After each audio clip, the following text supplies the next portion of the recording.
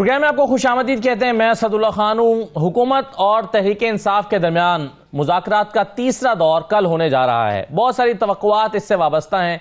पूरी कौम की नज़रें इन मुज़ाकरात पर लगी हुई हैं। अगरचे हुकूमत के अंदर भी और तहरीक इंसाफ के अंदर भी कुछ लोग ऐसे हैं जो इन मुज़ाकरात से ज़्यादा पुरुमीद नहीं है। वो समझते हैं कि इनसे कुछ निकलने वाला नहीं है। ख्वाजा आसिफ तो बरबला कह रहे हैं कि ये स्मोक स्क्रीन है। वो समझते हैं कि मुज़ाकरात तो ख़त्म कर देने चाहिए।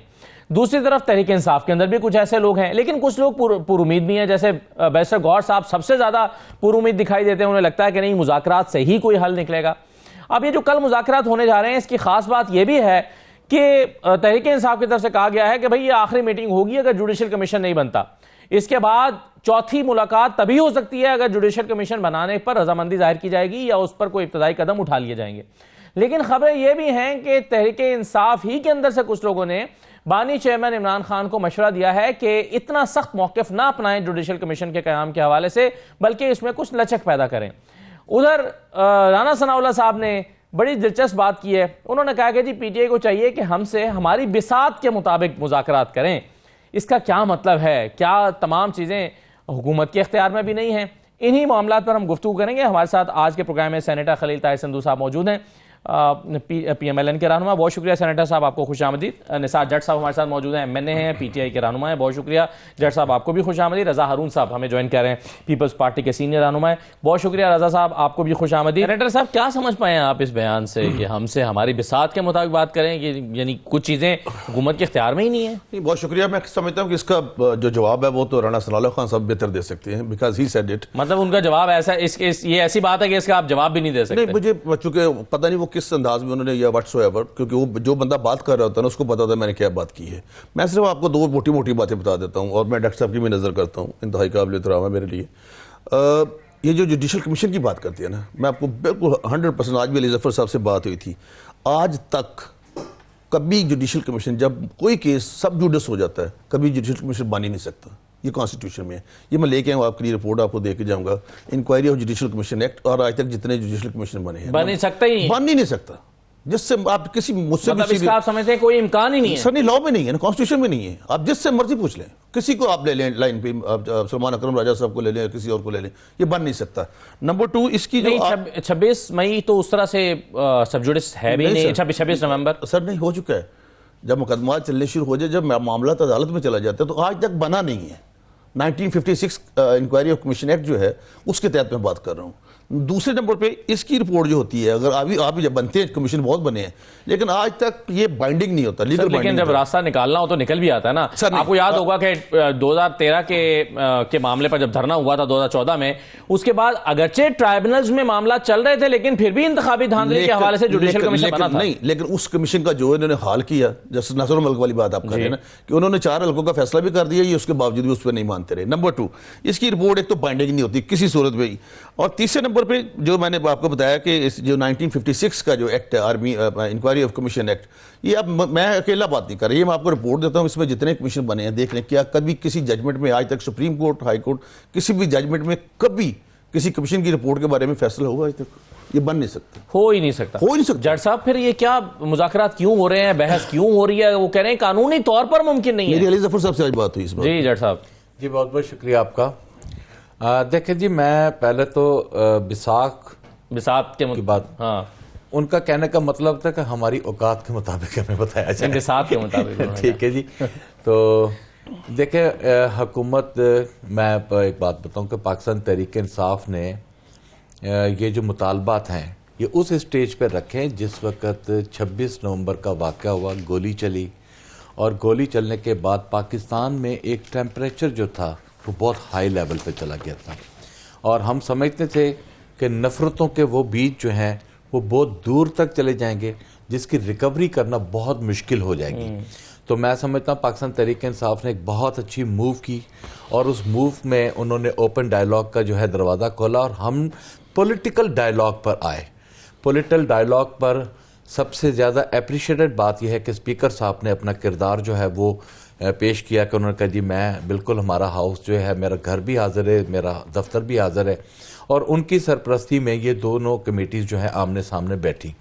उसके बाद गवर्नमेंट ने कहा कि जी हमें जो भी आपने मुआहदा देना है वो तहरीरी तौर पर लिख कर देना है। सही है। हमने कहा कि जी मुतालबा। हमने कहा जी हमें आप ओपन एक्सेस दें अपने लीडरशिप से, खान साहब से डाला जेल में बातचीत करने का, और वो कंट्रोल्ड माहौल में ना हो, ओपन माहौल में हो, ताकि हम वो चीज़ें उनके साथ डिस्कस करके इसकी कंटिन्यूटी जो है उसको आगे की तरफ लेकर चलें।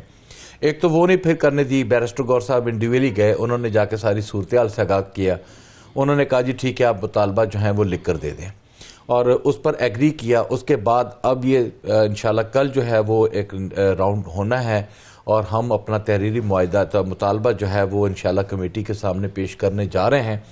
अब मैं कानूनदान तो हूँ नहीं कि मैं जैसे मेरे मोहतरम भाई हैं मैं इनकी तरह कोई, लेकिन आप समझते हैं वो रास्ता निकल सकता है? मैं समझता हूँ कि रास्ता ही डायलॉग में है, रास्ता ही डायलॉग में है, रास्ता ही बातचीत में है, रास्ता ही सारी चीज़ों का ये एक बहुत अच्छी मूव भी है, और ये बहुत अच्छी अपॉर्चुनिटी है जो गवर्नमेंट को मिली है।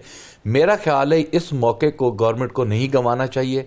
गवर्नमेंट को चाहिए कि हमारे मुतालबात को मनो, ये कोई बड़ी बात नहीं है 9 मई पे जुडिशल कमीशन बनाना या 26 तारीख के ऊपर जुडिशल कमीशन बनाना, ये पहले भी होता रहा है और कमीशंस बनते रहे और यहाँ पर अपना इंसाफ भी लोगों को मिलता रहा है। इस पर जुडिशल कमीशन, जुडिशल इंक्वायरी हो जाए। देखिए 9 मई का जो मैटर है ना वो इतना इजी मैटर नहीं है। मैं एक तो हमेशा एक आपको बताऊं कि 9 मई के वाक़े को मैं साने कहता हूँ, साने कहता हूं कि ये हमारे पाकिस्तान में एक साने हुआ जो कि नहीं होना चाहिए था। अब प्रॉब्लम क्या हुई, उस 9 मई को के FIRs को पॉलिटिकल विक्टिमाइजेशन के लिए इस्तेमाल किया गया, और जिसकी पूरी की पूरी बेनिफिशरी हुकूमत रही, नून लीग रही। ठीक है जी, मैं हूं, मुझे इन्वॉल्व कर लिया, मेरे अगर कोई सरकर्दा दोस्त हैं उनको इन्वॉल्व कर लिया, पॉलिटिकल विक्टिमाइजेशन के लिए वो इस्तेमाल करते रहे। अल्टीमेट उसकी एक्चुअल जो सूरत थी वो बिगड़ के रह गई। हम समझते हैं कि इसके ऊपर ट्रांसपेरेंट इंक्वायरी होनी चाहिए, कौन लोग मुलव्वस थे उनके एविडेंस सामने आने चाहिए। एविडेंस सामने आने के बाद बिल्कुल अगर वो कसूरवार है उनको पनिशमेंट मिलनी चाहिए।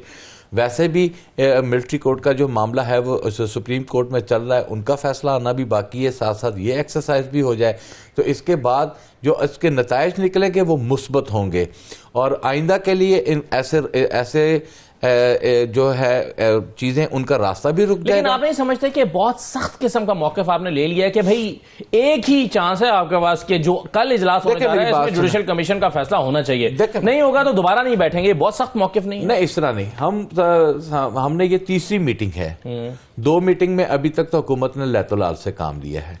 पहले उन्होंने एक मीटिंग की, उन्होंने कहा जी ठीक है आप मुतालबा लिख कर दें, हम आपकी मुलाकात कराते हैं। हुकूमत हेजिटेट नहीं होना चाहिए।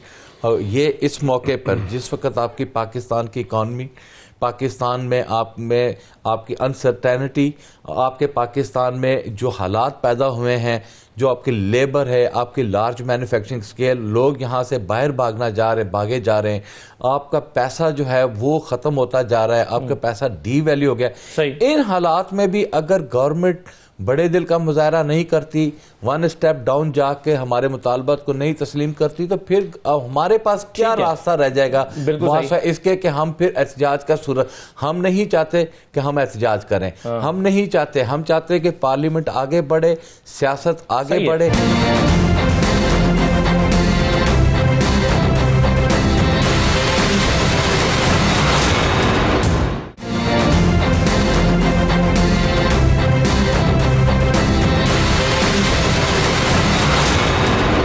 हारून साहब, अभी सेनेटर साहब तो ये कहते हैं, जो कि वकील भी हैं और कानून लेकर आए हैं, वो कहते हैं ये जुडिशियल कमीशन बन ही नहीं सकता।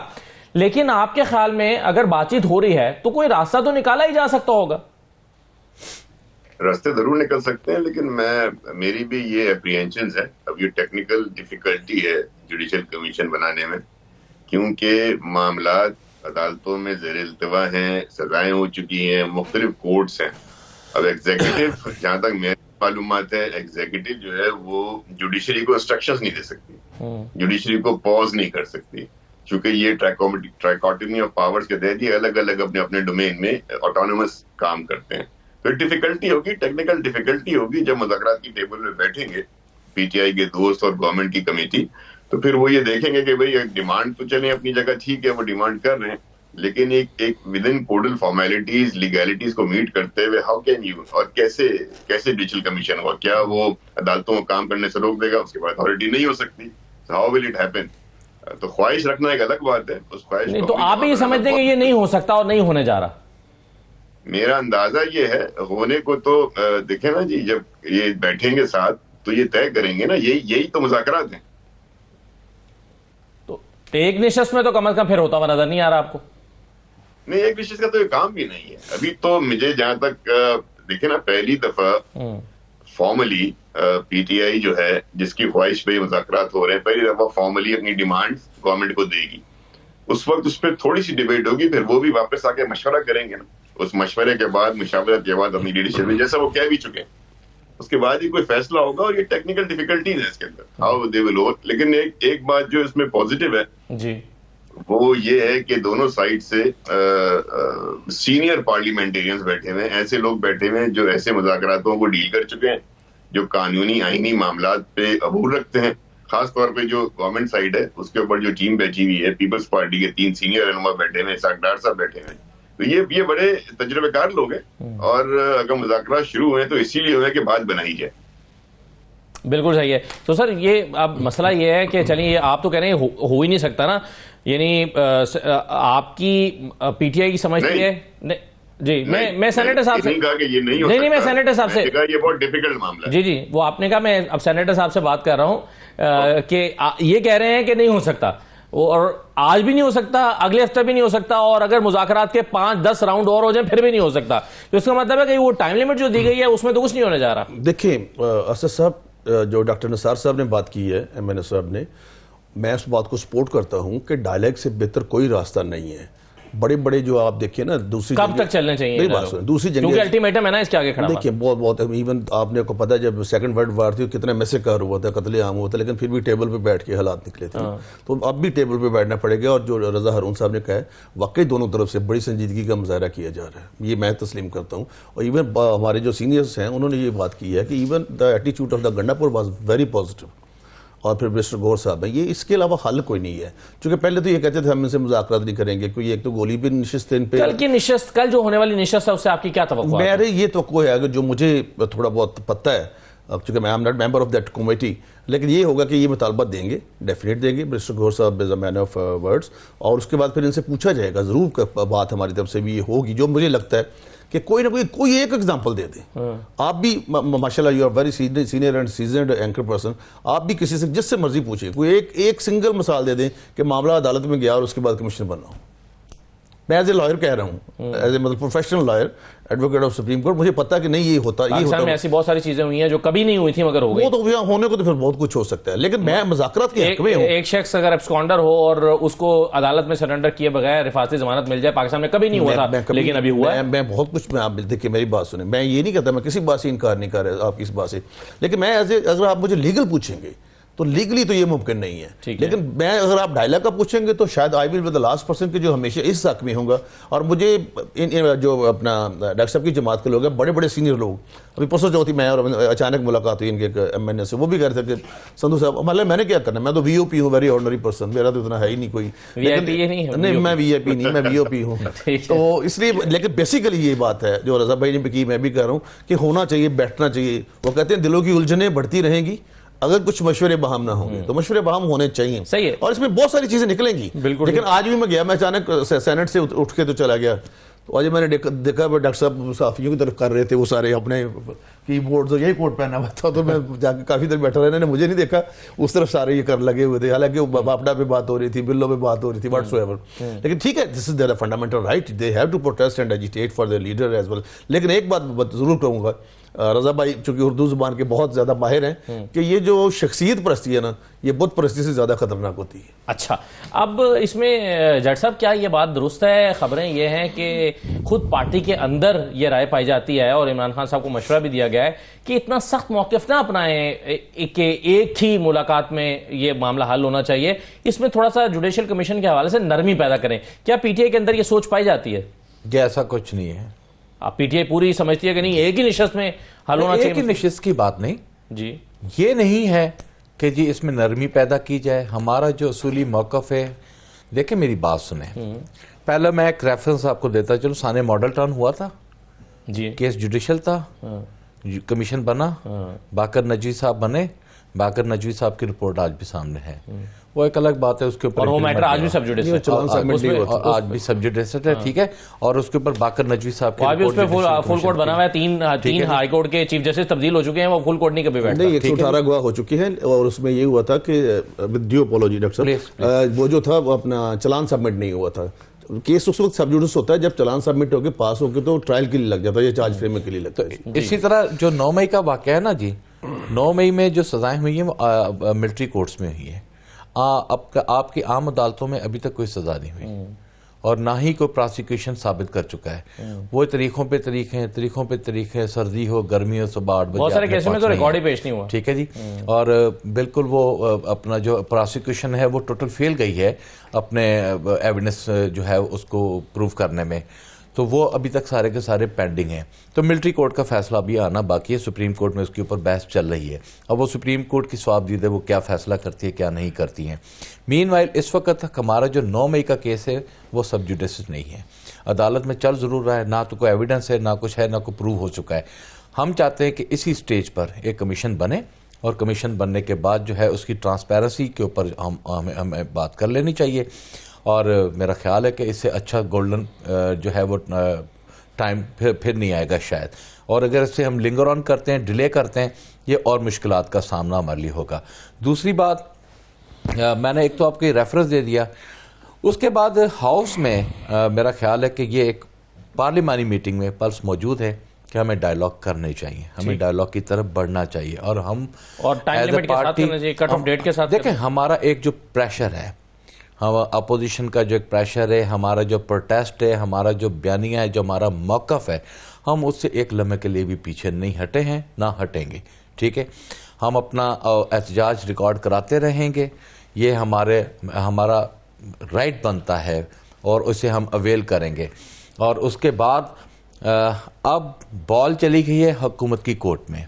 हुकूमत ने जो डिमांड की थी, हमने वो डिमांड इंशाल्लाह कल उनकी पूरी करने जा रहे हैं। मेरा ख्याल है कि जिस तरह हुकूमत चाह रही है कि वो इन मुश्किलात से पाकिस्तान को निकालना, ये आप तसव्वुर भी नहीं कर सकते कि कोई भी हुकूमत अपोजिशन के बगैर इस मुल्क को दलदल से निकाल लेगी।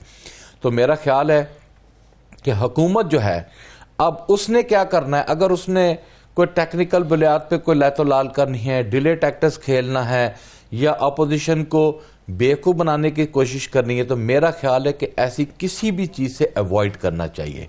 This is not time for this.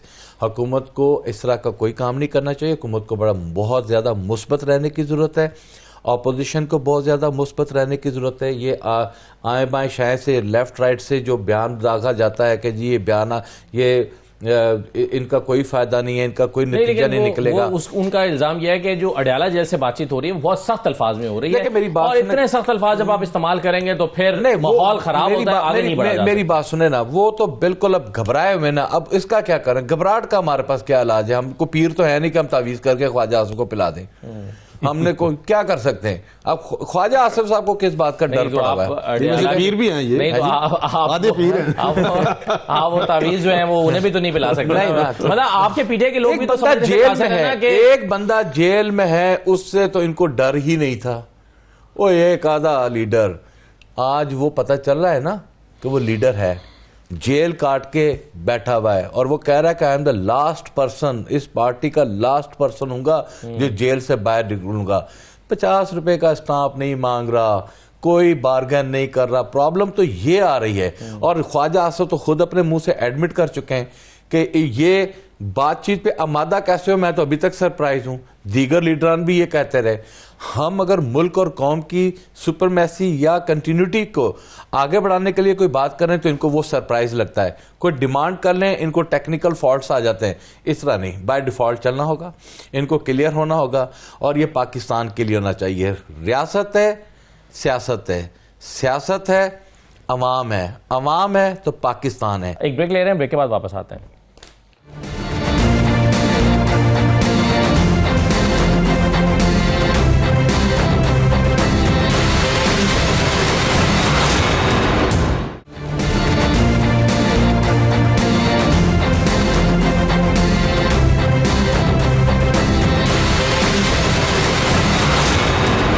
Break के बाद दोबारा आपको खुशामदीद कहते हैं। रजा हारून साहब, अभी ब्रेक पर जाने से पहले जो मैं बात कर रहा था, फवाद चौधरी साहब ने आज एक ट्वीट भी किया। वो कहते हैं कि जी इमरान खान से आज मैंने अर्ज किया है कि ये हुकूमत सिर्फ तहरीक इंसाफ के झगड़े पर खड़ी है। इलेक्शन हार गए, गवर्नेंस तबाह है, खारजा पॉलिसी तबाह है, मईशत तबाह है और मुल्क तकसीम है। इसलिए एक तरफ मुल्क है, दूसरी तरफ ये झगड़ा, और हुकूमत इमरान खान ये नुकता समझते हैं, एस्टैब्लिशमेंट भी समझे, इमरान खान के बगैर मुल्क नॉर्मलाइज नहीं हो सकता और वक्त ज़ाया ना करें। यानी वो ये समझ रहे हैं कि नून लीग मैटर ही नहीं करती अगर ये झगड़ा खत्म हो जाए तो। क्या आप इत्तफाक करते हैं इस राय से? नहीं, स्वीपिंग स्टेटमेंट है और बहुत सारी चीजों में उन्होंने मेरे ख्याल में मुबालगा रही से काम ले लिया। और वो रिप्रेजेंट किसको करते हैं? वो पीटीआई को रिप्रेजेंट करते हैं। वो किसको रिप्रेजेंट कर रहे हैं जो ये बात कर रहे हैं? वो तो एक मुशावरत के तौर पे खान साहब से उन्होंने कोई बात कर ली होगी। मैं नहीं समझता कि मुल्क के इतने हालात खराब हैं। मुल्क जो है संभल रहा है, डिफॉल्ट से बाहर आ रहा है। खारजा ताल्लुकात हम सब देख रहे हैं, एससीओ की कॉन्फ्रेंस हो रही है, तमाम अभी आपने तालीम के हवाले से इंटरनेशनल मुस्लिम ममालिक की कॉन्फ्रेंस की है। आपके बाद मुस्लिम ममालिक के सरबराह आ रहे हैं, दीगर सरबराह आ रहे हैं, मुलाकातें हो रही हैं। तो वो ऐसा भी नहीं है इतनी ग्लूमी पिक्चर पेश करके और एक ऐसे वक्त में जब मुज़ाकरात हो रहे हो खामखा ये तासुर देना। फवाद भाई मेरे बड़े अच्छे दोस्त हैं भाई, लेकिन मतलब खामखा ये तासुर दे दिया ना उन्होंने कि फौज और पीटीआई की लड़ाई है। अब इसकी कोई जरूरत थी कि जब आप मुज़ाकरात में बैठ गए, जब आपके डायलॉग हो रहे हैं और पसे पर्दा की भी कहानी है, कोई डायलॉग चल रहे हैं, तो ऐसे वक्त में ऐसी बात करके क्या साबित करना चाह रहे? तो मैं नहीं समझता एक अच्छे सियासी रहनुमा को, सियासी एनालिस्ट को एक ऐसे वक्त में ऐसी बात करनी चाहिए। ये इससे हमें गुरेज करना चाहिए। मैं नहीं समझता ऐसी कोई सिचुएशन सही है। और पसे पर्दा जो मुज़ाकरात की बात हो रही है, उस पर कल वैसे सेनेटर साहब ख्वाजा आसिफ साहब ने कहा है कि हाँ अली अमीन गंडापुर के कुछ राब्ते तो हैं, मगर वो इतने नहीं हैं। वो बढ़ा चढ़ा के उसको बयान कर रहे हैं। वो कितने हैं आपको पता है? कितने हैं? नहीं, अली अमीन गंडापुर साहब ने, जो मैंने सुना है और जो मुझे बताया गया इरफान सिद्दीकी साहब ने और दूसरे लोगों ने, कि उनका एटीट्यूड जो था लास्ट मीटिंग जो सेकंड राउंड हुआ है, इट वाज वेरी पॉजिटिव। और कल फिर जब चीफ साहब गए हैं उधर सारा व्हाट्सएवर, तो मैं दोबारा फिर आऊँगा कि ये सच्ची बात यही है कि इसका डायलॉग के जरिए ही हल निकलेगा। जो फौज चौसफ मेरे भी भाई हैं, हमारा फैमिली रिलेशन है उनके साथ, चौसफ का भी है, लेकिन वो शायद अपने आप को मैटर करने के लिए, हालांकि मुझसे सीनियर है, बड़े हैं, गुस्से भी होंगे, लेकिन मैटर करने के लिए कि मैं भी मौजूद हूँ सारा कुछ, क्योंकि फैसल साहब और बयान देते हैं। फौज चौधरी वाज द पर्सन जिसने कैबिनेट में कहा था कि ये अल कादर ट्रस्ट वाला लिफाफा जो है इस पर मैं साइन नहीं करूँगा। 2 मिनिस्टर थे, शीरी मजारी और ये दोनों, इनसे पूछ ले, कभी भी पूछ ले इनसे। तो ये मतलब इस तरह से, लेकिन अब वो पता नहीं क्या कह रहे हैं। ऐसी वैसी बात कोई नहीं है। मैं हाँ एक बात जो डॉक्टर साहब ने कहा है कि मतलब ये अगर इसको चलाना है तो अब चूंकि मौका ऐसा आ गया है और अभी इनको एंगेज करना चाहिए और इन्हें हमें एंगेज करके एक दूसरे के साथ। कल भी मैं समझता हूँ कल यही होगा कि अली जफर साहब से जो भी इनके सीनियर एडवोकेट्स हैं, very competent, they have the बहुत अच्छी टीम है उनके पास लॉयर्स की, तो उनसे पूछा जाएगा कि कोई हाल तो बताएं ना। क्या आप कह रहे हैं क्या अली जफर साहब से हमने इस मौजूद पर बात की है? मेरी बात हुई है, मेरी बात है। मैंने जो मतलब मैं ऑफ द अली जफर साहब ने क्या कहा? मैं ऑफ द रिकॉर्ड बात नहीं, वो इत्तफाक करते हैं आपसे? असूली तौर पे उधर करते हैं, बाहर शायद नहीं करते। अच्छा हाँ। यानी वो वैसे ही आपसे इत्तफाक करते हैं कि हाँ ये नहीं बन सकता? सर ये नहीं हो सकता, यकीन कीजिए नहीं हो सकता। लेकिन जो डॉक्टर साहब कह रहे हैं ठीक है, कोई बैठ के कोई शायद किसी चीज में अमेंडमेंट की जा सकती, मतलब आप इसके जो 56 का ऑर्डिनेंस इसमें चेंज आई थी 2017 में, तो दोबारा भी कोई चेंज आ सकती है, कोई ना कोई। ऐसी बात तो कोई नहीं है। अगर करना हो तो मैं दोनों तरफ से कह रहा हूँ, लेकिन अगर मतलब कुछ लोग हैं तो मतलब वो ना नज़ारा देख रहे हैं कि आखिर इस कुश्ती का क्या बनेगा, बाद में कुछ भी नहीं बचता होता किसी के हाथ में। ये ऐसे हमने देखे मौके, फिर कोई ना कोई और कुव्वत ऐसी होती है जो आ जाती है। लेकिन डॉक्टर साहब का एक मुझे बड़ी खुशी हुई है कि आज उन्होंने चीफ ऑफ आर्मी स्टाफ वाली ज़बान कही है कि जो अगर रियासत तो होगी तो सियासत होगी, सियासत नहीं होगी तो रियासत नहीं होगी। मुझे अच्छा लगा ये। नहीं, उन्होंने तो पूरी ट्रेल बताई है। पूरी ट्रेल बताई, मैंने पूरी ट्रेल बताई। मैंने तो कहा रियासत है तो सियासत है, सियासत है तो अवाम है, अवाम है तो पाकिस्तान है। हमें सब चीजों से ज्यादा पाकिस्तान का सोचना। और मैं एक ऑनेस्टली स्पीकिंग, मेरे विद माय हार्ट मैं बिल्कुल इस बात पे मेरा ईमान है कि हमें इसमें से रास्ता निकाल लेना चाहिए। सही बात। अब यकीन करें पाकिस्तान की अवाम के पास कोई गुंजाइश नहीं है। बहुत ज़्यादा तकलीफ में पाकिस्तान की अवाम है और इसका सब का सब देखें ना तो इसमें किसी इदारे ने आना है, हमने वोट लेने हैं, हमने अवाम के पास जाना है, हम वोट लेकर आए, उनकी अमानत हमारे पास। अगर हम यहाँ पर खुदा ना ख्वास्ता फिर फेलियर की तरफ जाते हैं और वही गाली गलोच, लड़ाई झगड़ा, ये करना बहुत आसान है, ये मुश्किल नहीं है, लेकिन ये इस तरह कब तक चलेगा? इस तरह नहीं। मैं तो बल्कि एक और चीज मैं ऐड करना चाहूंगा।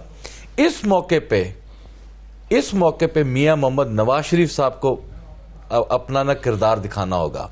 मियां मोहम्मद नवाज शरीफ साहब को नहीं, उनको चाहिए कि वोट को इज्जत दो का जो बयानिया ना, उसको अपना इज्जत देने का वक्त आ गया। अब मेहरबानी करके आ जाए, अब ना भाई देखें ना बेटी देखें, जरा उससे बालातर होके ना वोट को इज्जत दे दें।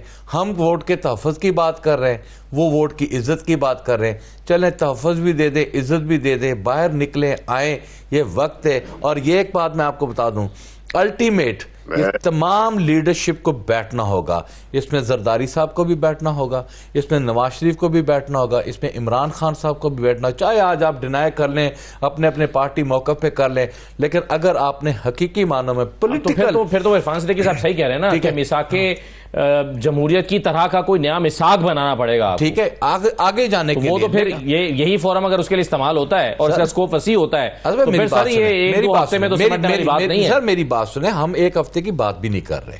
ये मैं आपको एक बात बताऊं, 31 तारीख की नहीं, इस तरह ना करें।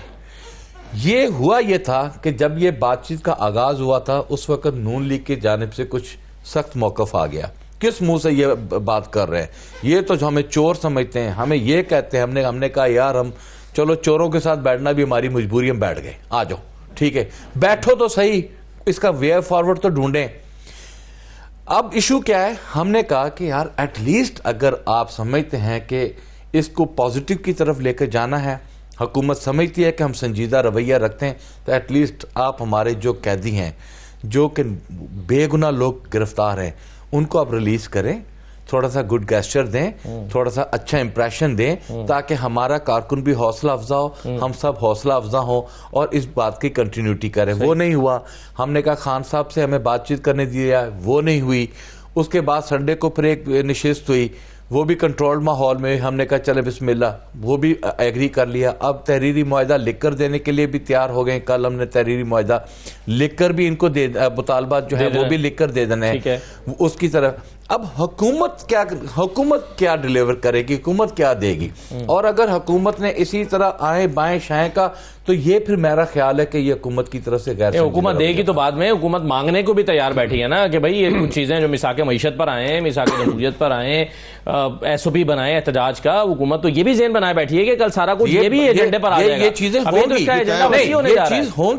ये चीज होंगी। उसकी इसमें बिगनिंग भी कोई करनी है कि नहीं करनी, कि आपने बस सोच लिया तो हमने कर लिया, उसका बिगनिंग होना चाहिए। उसका हुकूमत को भी कोई दिखाना चाहिए ना कि हुकूमत क्या रवैया। विदाउट मोस्ट रिस्पेक्ट रजा हरून साहब से सिर्फ एक बात करने लगा, जो डॉक्टर साहब ने भी फरमाया ना कि हमारे बंदों को रहा कर दे। ये 3 MP का केस नहीं है पब्लिक मेंटेनेंस ऑर्डर का कि DC ने बंदे अंदर किया, हुकूमत छोड़ दे। ये अदालतों में केसेस पेंडिंग है, गवर्नमेंट नहीं कर सकती, नहीं छोड़ सकती बंदे गवर्नमेंट किसी तरीके से। मिसिंग पर्सन, अगर फौजी अदालतों में मतलब क्या केसेस है तो गवर्नमेंट कैसे कर सकती है? मिसिंग पर्सन गवर्नमेंट इंटरफेयर कर सकती है। वो कहते हैं मिसिंग को दे लिस्ट अपनी मिसिंग पर्सन की, सर दे चुके हैं। मतलब 278 बंदे कह रहे थे, लतीफ खोसा साहब को 278 बंदे मार दिए। चलो यार, एक भी नहीं मरा। और बैरिस्टर गौहर एक भी नहीं मरा। बैरिस्टर गौहर साहब ने साफ कर ले, बैरिस्टर गौहर साहब ने कहा अगर गोली चली है तो, मतलब अभी तक उनको भी यकीन नहीं है।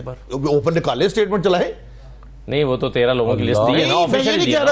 अल्लाह माफ करे, कोई एक इंसान भी जाता है तो पूरी इंसानियत जाती है। मैं जाती तौर पर इंसान हूं, मैंने अल्लाह ताला को जान देनी, किसी और को नहीं देनी। 13 लोगों की लिस्ट मैं बता रहा हूं, लेकिन ये 278 से करते करते क्यों हम मुबालगा रही से काम ले रहे हैं? हाँ, दूसरा जो डॉक्टर साहब बार-बार फरमा रहे, ये मैं दोबारा कहता हूं, 3 MP पब्लिक मेंटेनेंस ऑर्डर जब DC अंदर करता है तो गवर्नमेंट छोड़ सकती है उनको। इसमें एविडेंस हुई है, इसमें शहादतें हुई हैं। फिर उसी शहादतों को जिनको ये नहीं मान रहे फौजी अदालतों को, वहां पे इन्होंने मर्सी पिटीशन की है, वहां पे इन्होंने फिर रिलीफ भी ली है।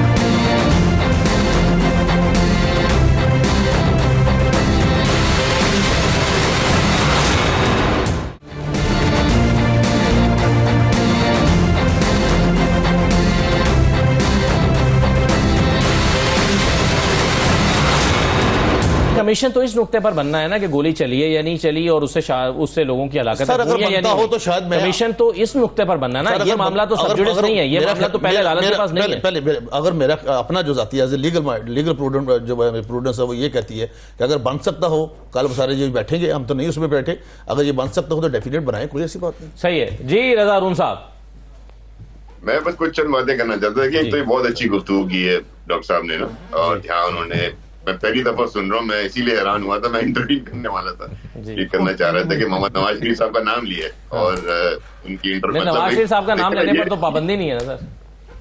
नहीं सर, आप क्या बात कर रहे हैं, अपने सार भाई का जो हाल होगा ना सोशल मीडिया पे आपको पता नहीं है। लेकिन ये खुशाइन डेवलपमेंट है ना, देखें ये खुशाइन डेवलपमेंट है कि आप लीडरशिप को रिकॉग्नाइज भी कर रहे हैं और उनको मसाइल के साथ साथ उनको जहाँ पे आप उनको कहते थे कि सारे मसलों की जड़ है, अब आप कह रहे हैं सोल्यूशन भी उनके साथ।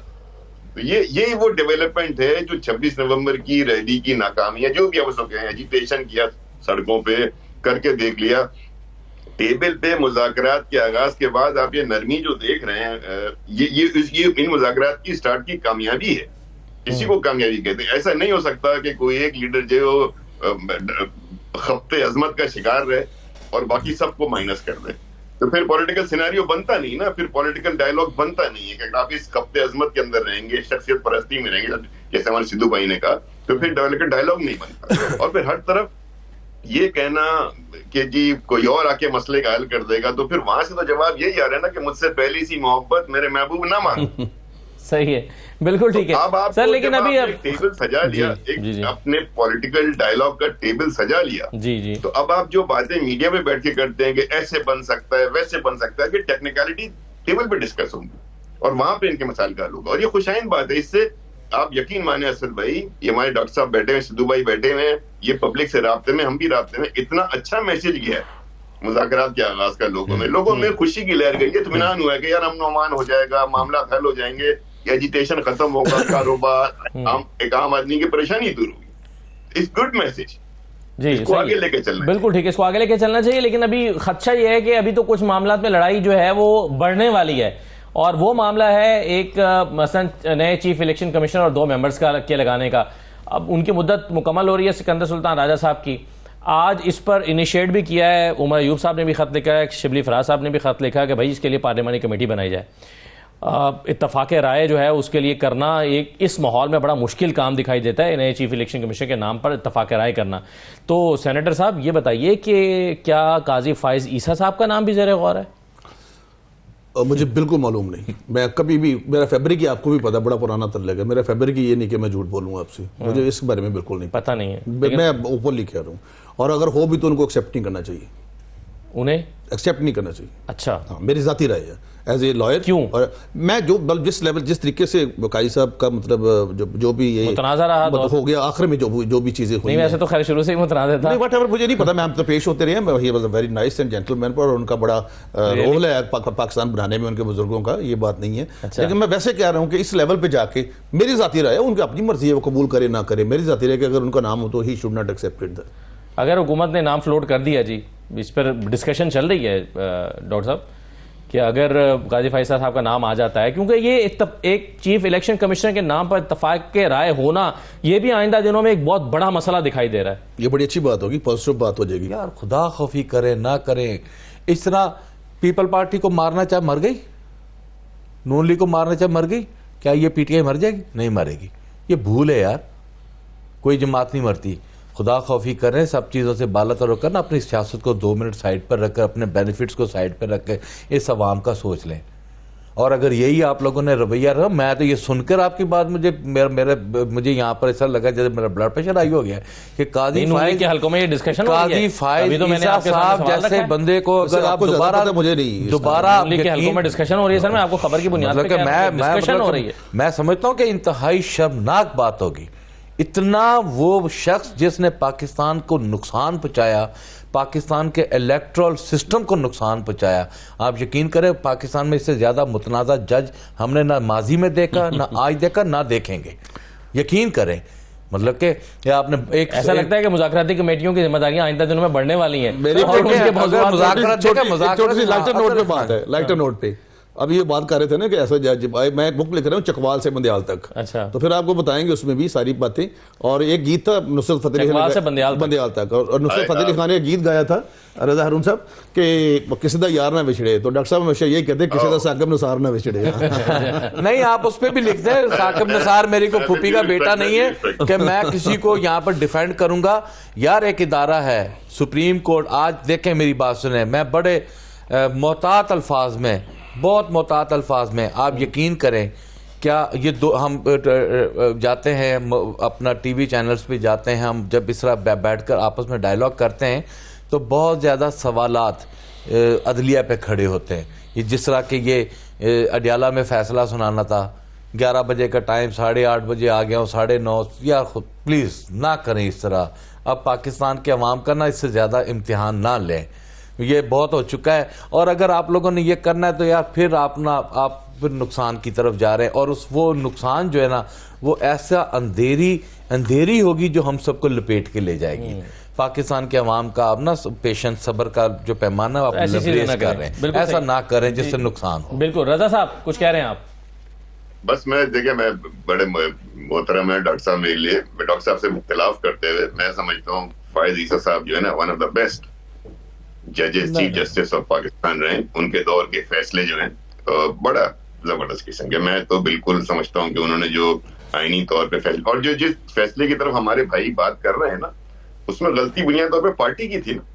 वो फाइज साहब के पास अपील जब लगी तो पार्टी ने इंटर इलेक्शन की कोई बात ही नहीं कर सकी। अली जफर साहब तो मुझे याद पड़ता है उस केस में कंसीड कर गए थे। नहीं, सुलेमान अकर राजा साहब ने कहा था कि हमारी सीटें नहीं बनती। हाँ, नहीं वो तो उन्होंने जब अगला वो चल रहा था उसमें जब फुल बेंच बैठी है उस तक ने कहा कि फैसला ठीक था, इस पे मैं फैसला ठीक था, इलेक्शन कमीशन की अंडरस्टैंडिंग में गलती थी। तो हम कम से कम मैं फाइज साहब को जो है ना इस तरह से देखता हूँ कि उनके फैसलों पे आप तनकीद कर सकते हैं, ठीक है, क्योंकि पार्टी आप बेनिफिशियरी नहीं थे, आप अगरीब पार्टी हैं तो आप अगरीब पार्टी की से बात कर रहे हैं। लेकिन अगर ऐसा आप उनके फैसलों को देखेंगे तो बैड सिंबल सर चुराया नहीं गया, आपने खोया। अगर आप पार्टी इंटर पार्टी इलेक्शन करवा लेते तो बैड सिंबल के नहीं था। दूसरा, अगर इलेक्शन कमीशन के पास ये मिसअंडरस्टैंडिंग नहीं होती और पार्टी इस बात को समझती तो आप तहरीक इंसाफ इलेक्शन में हिस्सा लेती। ये बाकी सब हिस्ट्री है। तो he was an upright judge, honorable। बल्ला छीना नहीं गया, कहते हैं बल्ला खोया गया है, आपने खुद खो दिया है। सर आप देखें ना, आप फॉर्मेलिटीज पूरी ना करें। हाँ। सर आप टोटल फॉर्मेलिटीज पूरी ना करें। हाँ। इलेक्शन कमीशन का रूल है ना, आपको दो चीजें देनी होती है अपनी सिंबल के लिए। हाँ। एक आपको ऑडिट और दूसरा आपका इंटर पार्टी इलेक्शन। और सिक्योरिटी से पहले आप ठीक कह रहे हैं। डॉक्टर साहब, जज साहब उस पर कुछ रिस्पॉन्ड करना चाहते हैं, सर आप कर दीजिए, फिर मैं ताकि वर्ल्ड बैंक जी मैं देखे वो जैसे संधू साहब ने कहा ना कि जी हमने लिख कर दिया था सुप्रीम कोर्ट ने, हमने इस तरह नहीं, वो 5% कोटा जो होता है ना पार्टी का, उस पर लिख कर दिया था, रिजर्व सीट पर हमने लिख कर दिया था। रिजर्व सीट के ऊपर हमने जो है हमारा जो फैसला था वो प्री इलेक्शन आया था, पोस्ट इलेक्शन नहीं आया था, प्री इलेक्शन की समात हुई और उसके बाद वो जो है हमारे हक में फैसला था जो जिससे फिर बाद में हुकूमत ने विड्रॉ किया था। ठीक है जी। और ये कहा था कि जी सीटें तो मांगी पीटीआई ने नहीं, और वो सलमान राजा साहब ने सुप्रीम कोर्ट में खड़े होकर ये तो कहा था कि जी ये सुन्नी ताक काउंसिल की बनती है, हमारी नहीं बनती। जब प्री इलेक्शन की फाइंडिंग्स आपके सामने आई उस वक्त 29 अरकान असेंबली के उन्होंने कहा फॉर्म्स लेकर आए, जिसमें मैं भी शामिल था। उन्होंने इलेक्शन कमीशन से कहा कि ये डॉक्टर निसार का फार्म है, इसके ऊपर पीटीआई लिखा है, आपने इनको पीटीआई क्यों नहीं कंसीडर किया? क्या पीटीआई जमात है? इलेक्शन कमीशन ने कहा हाँ इलेक्शन जमात है। उनका जमात है तो फिर ये आजाद कैसे हैं? फिर आपको याद होना चाहिए 29 अरकान असेंबली को उस बिहाफ पे प्री इलेक्शन पे उस फाइंडिंग के ऊपर हमें कंसीडर किया था कि ये पीटीआई हैं। उन्हीं काजी फैसला की बात कर रहे हैं अपना, ये पीटीआई का फैसला आया था ना जी। है जी 8-5 से फैसला आया था। 8-5 काजी फैज ईसा साहब उधर भी इख्तिलाफ करके बैठे हुए थे। नहीं कहाँ हक में थे? जो उन्होंने किया, जो उन्होंने हमारे साथ किया, अल्लाह ही उनसे पूछेंगे। उन्होंने बहुत बड़ी ज्यादती और बड़ा जुर्म किया था इस पाकिस्तान के एक जमात के साथ। और फिर इंसाफ देखें, वही अवाम हमारे निशाना ढूंढ के वो काम किया इनके साथ कि इनको घुमन केरी डाल दी और 92 सीट के साथ यहाँ पर बिठाया। फिर हमारी क्या निशान था डॉक्टर साहब? मेरा पीकॉक और मेरा एमपीएस के क्या थे? और मेरा पहले हम तीनों का मीनार थे, लास्ट मूवमेंट पे जाके मेरा छीन लिया गया। दोनों को मीनार दे दिया, ऊपर से पीकॉक, नीचे आजाद दो ऐसे के रीजनेबल निशान मिला आपको। नहीं तो फिर मेरे एक एमपीए 12,000 वोट उसका खराब हुआ। 12,000 एक एमपीए का 8,000 वोट खराब हुआ पीकॉक की वजह से। इस तरह नहीं। बहुत शुक्रिया खलील संधू साहब, डॉक्टर साहब बहुत शुक्रिया प्रोग्राम में शिरकत करने के लिए। रजा हारून साहब आपका भी शुक्रिया। इजाजत दीजिए, अल्लाह हाफिज।